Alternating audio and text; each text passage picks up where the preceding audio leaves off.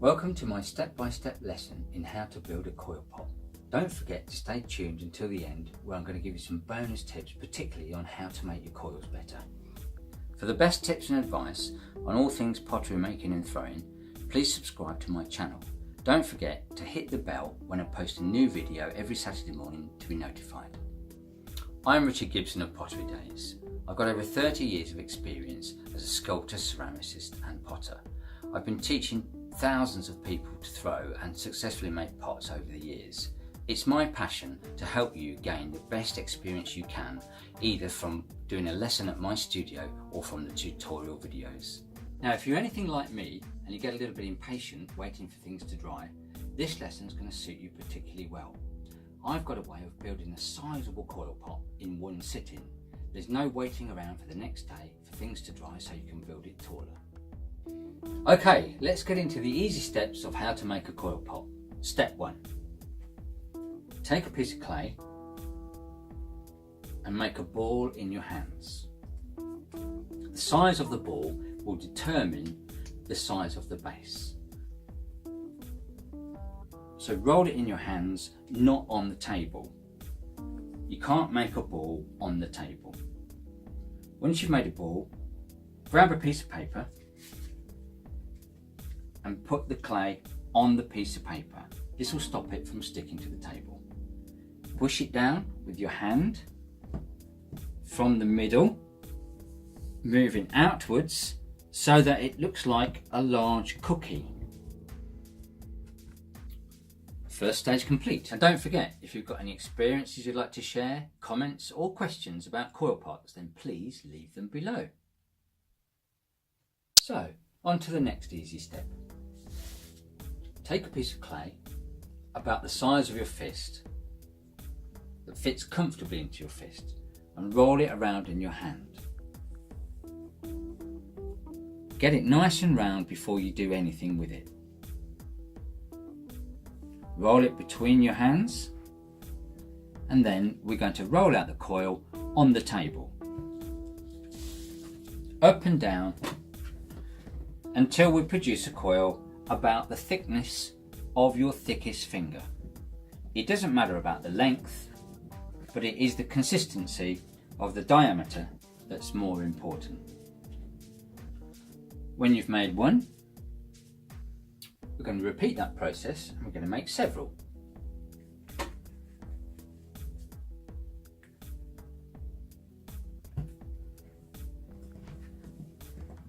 Rolling up and down the table, producing a nice, even and consistent coil.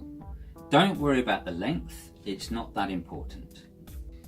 Now we're actually going to begin making the coil pot. Take the first coil and a pot of water. Run a small amount of water around the inside edge. Don't make the mistake of using too much water, because the clay is going to have to absorb all of the water that you put on to it. So therefore it's going to get softer the more you put on. And if it gets too soft, it won't support the coils as we build them up. The first coil, put just inside the edge and slope it down at a gradual angle into the base below. Then carefully feed the coil round the inside of the circumference until you get to where you started. Make sure there's no gaps. Push it lightly onto the base so that it sticks. Then, instead of going straight up, what we need is a bit more water on the fresh layer, because this is acting as our glue. Then we can continue to go up the slope and round, following the curve until we've used all the coil up. Turn it round to check that it's going up right and smooth it down to a finish to accommodate the next coil. Now, as you can see, our coil pot is about 5 or 6 layers high. We actually stop here for, as part of the next process, and we now need to smooth in the sides. This is not one piece at the moment. If we fired or even dried this as it is, the separate coils would shrink and pull away from each other. So it's really important that we consolidate the surface. Take a tool out of your box, and now we're going to scrape up the sides so that it all binds together, like so. But what about the inside? Well, you have a choice or a decision to make at this stage. If you think you're going to make a vase and going to put water in it, then it's my advice to do exactly the same on the inside. Don't forget that the bottom one is the most important and often the most overlooked. The next part of the process in making your coil pot could simply be to reproduce or repeat that which you've already done. And what I mean by that is simply you could just build some more layers and carry on to create a cylindrical shape. However, you may wish to get more adventurous than that, and this is how we change shape. Don't forget to add the water to the surface before you continue. Grab another coil and, as before, attach it at a slope to the edge. Now, if you decide that you would like your coil pot to grow outwards so that it becomes more of a vase shape with an open top, you place the coil, don't forget the water, you place the coil towards the outside of the previous layer. Now you can't do this too quickly, because otherwise you're not going to be observing the laws of gravity. If you go out too quickly, this is simply going to flop over the sides and collapse. Go out gradually,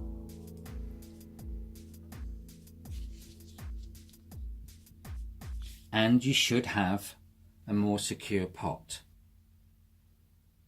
Okay, let's just turn that round, and hopefully you can see that that is now beginning to go out into more of a vase shape. Now, in order to change direction so that we can come back in to create more sculptural or perhaps a natural shape, we do the reverse. Don't forget the water, as always. First, dip your finger in, run it across the surface,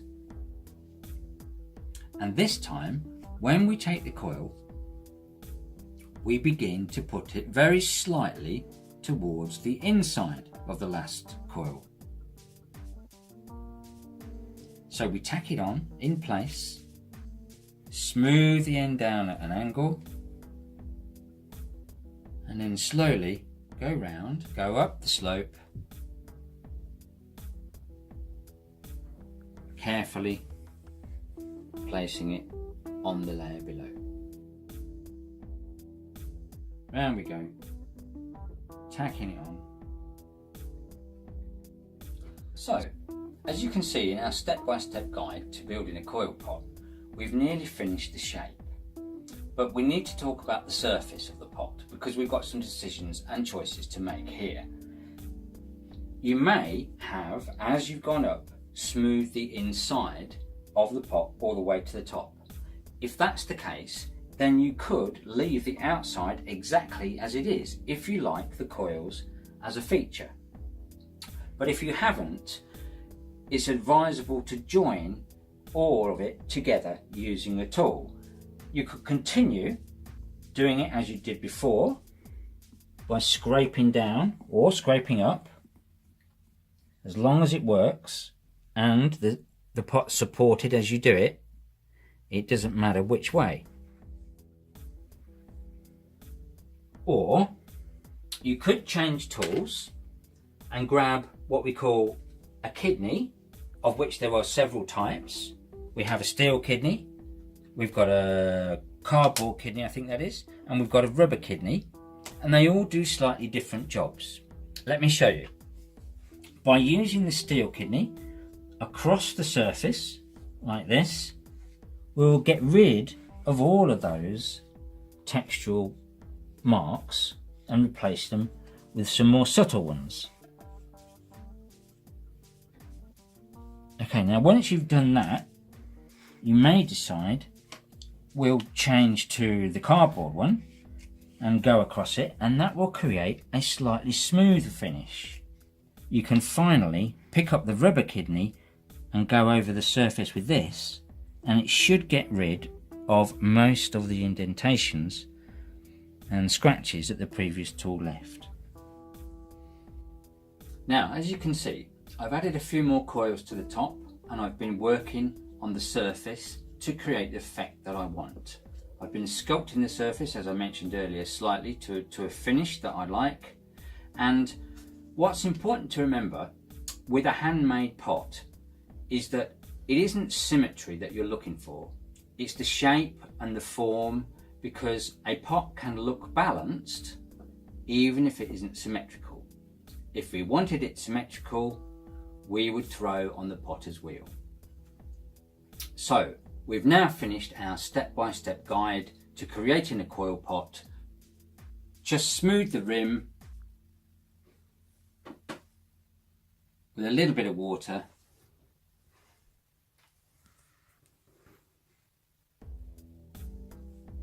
Put it to one side and wait for it to dry. So here's my bonus tip about how to make coil pots step by step. This will help you create your pot much more easily, and it's all about how to construct the coil itself. As we said, first of all, take a piece of clay, put it in your hand and roll it around about the size of your fist. Then on the table, we're going to begin to roll this up and down the table, but instead of just rolling it over a very small area, make sure that you roll it over a long distance. Move your hand from side to side, pushing down fairly firmly on the thicker parts. And the other thing is, don't do this too slowly, otherwise you may find that your coil ends up more like a rectangle. Now if this does happen, put it on its edge, as you can see there, push it back down into a square and carry on rolling, but do it fairly quickly and firmly.